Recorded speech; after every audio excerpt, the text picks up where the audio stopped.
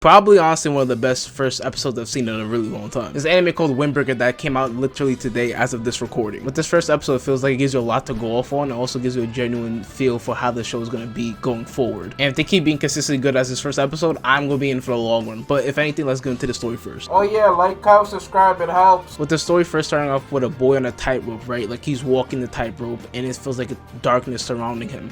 And he keeps hearing comments and seeing people that they're saying, oh, it's him? Gross. Weird. Look at his hair color. He got into another fight again. There's nothing we could do. We had to take him. And then he just falls from that tightrope. The kid then wakes up in his bed and he's pretty angry at that dream. So he sort of grunts as well as we hard cut straight up to a lady that's basically getting tossed around by these gangsters or whatever the case may be. And they're sort of holding her in place. We then see that same kid come up behind the guy as well as to tap him on the shoulder and then try to punch him out the way. He then saves the lady and she sort of repays him by giving him a good old meal as well as just talking about the school that he's about to be going to and how much of a delinquent school it really is. With him saying that he wants to be the top of the school, the top dog if anything. But I'm gonna cut off there because I really want to get into how good the episode was itself. And also a bit of spoilers of the first episode, and also I highly suggest it, so go ahead and watch it if you want to come back and watch it or you just want to see my thoughts. Then here we go. One of the big positives I want to give this show is how great they were at showing his mental state and really how he was at this moment in time. But the first thing of them showing is like the tightrope, right? And he's walking the tightrope and honestly people are just talking shit about him and just really being nasty people. And necessarily you can like have an understanding because like kids are very mean people or very mean spirited. I was gonna ask you out next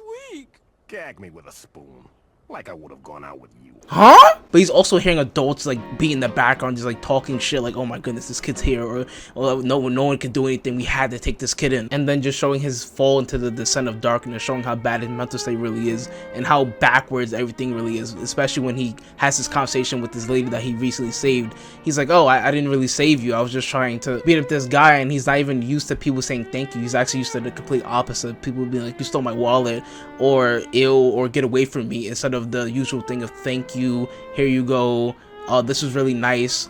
I apologize for my outburst. And even though he's been through all these horrible events and all these horrible things that people haven't necessarily done to him, he still hasn't given up hope. And I love the way that it sort of is said and done in this episode, because it's hinted, it's like sprinkled in a little bit. With him first helping the lady that was basically stuck in that jam with all the gangsters around her, and then him then proceeding to help out this older man that left his bag in the coffee shop. And whether it's consciousness or not, he wants to be a good person. He wants to be have a better tomorrow, have people necessarily care for him in a way. And the only reason we can really tell is because of the two great Samaritan acts he did. One is when he saved the lady that was basically getting tossed around by the gang, and two, when the old man left his stuff on the table, he went back and grabbed it and said, here you go, old man.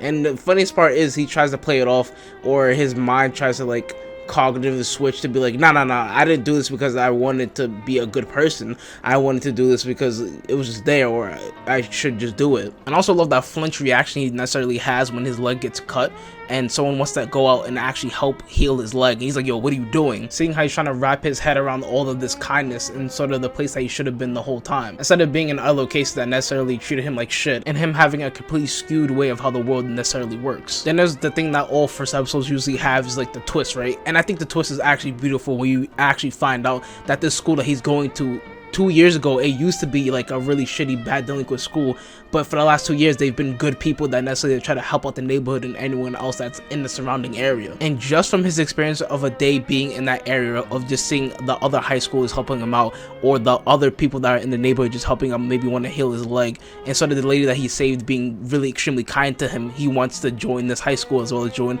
this group of people that are out there helping out other people. I can already tell when we get later in the season, we get certain fight scenes that might come up here and there, they're gonna be completely fuego. The reason why is because the fighting in this episode alone was absolutely fucking fire. Whoever's doing the choreography did an amazing job.